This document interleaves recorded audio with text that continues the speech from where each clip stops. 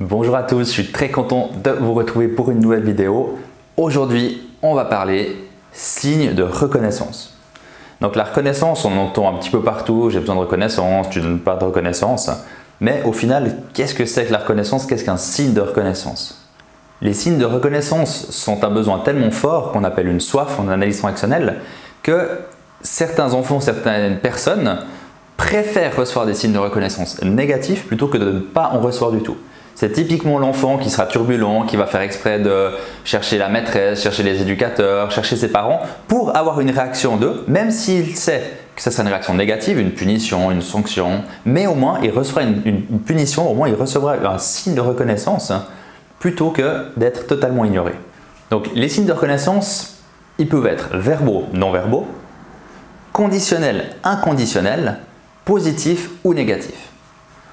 Donc, sur ce tableau que vous voyez là, j'ai mis une colonne positive, négative, une colonne conditionnelle, donc plutôt axée sur le faire, sur le comportement, et une colonne inconditionnelle, axée sur l'être, sur la personne.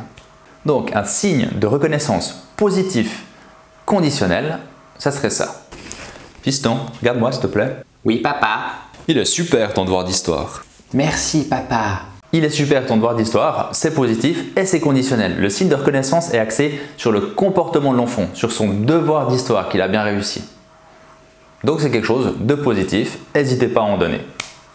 Un signe de reconnaissance négatif conditionnel, c'est ceci. Fiston, regarde-moi s'il te plaît. Oui, papa. Hé, ta chambre là, elle n'est pas bien rangée. Hein. Donc ta chambre n'est pas bien rangée, donc c'est quelque chose qui est négatif parce que nous ne sommes pas contents du comportement, ce n'est pas bien fait, mais c'est le comportement qui est jugé. Donc ça peut être une piste pour s'améliorer. On juge le comportement, c'est pour ça que même si c'est conditionnel négatif, ça reste quelque chose de positif qui peut améliorer le comportement de la personne. Et là on juge son comportement, pas sa personne. Ensuite, un signe de reconnaissance positif inconditionnel, donc axé sur l'être, ça serait quelque chose comme ça.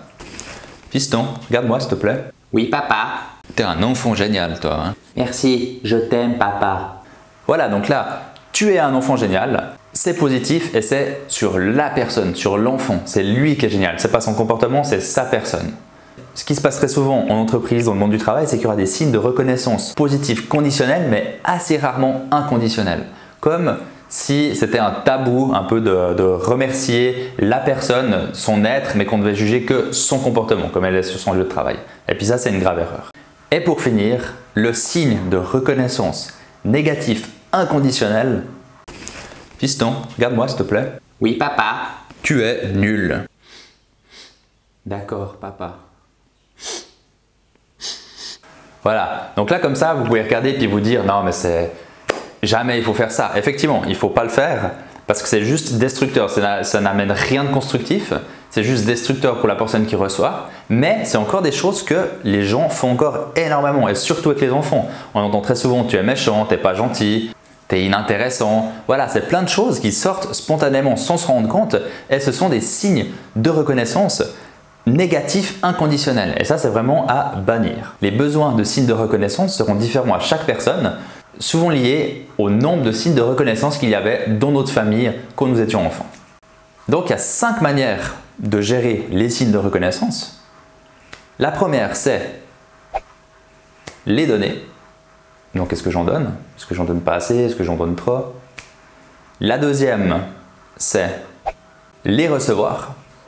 Est-ce que j'arrive à les recevoir? Il y a des gens, quand vous leur donnez un signe de reconnaissance, ils auront beaucoup de mal à accepter le compliment, puis ils seront peut-être mal à l'aise. Vous, comment vous positionnez par rapport à ça?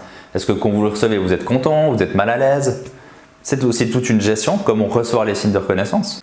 La troisième, les demander. Eh oui, on peut aussi demander parfois des signes de reconnaissance.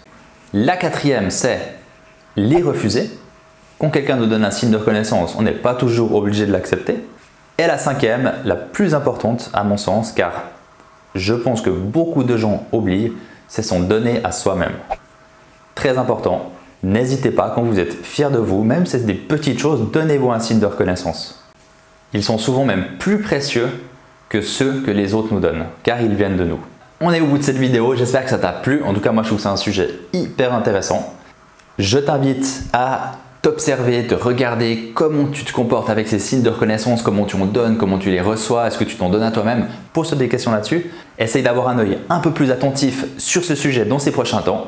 Et d'ici là, comme d'habitude, je te souhaite une super connaissance de toi et une très bonne journée.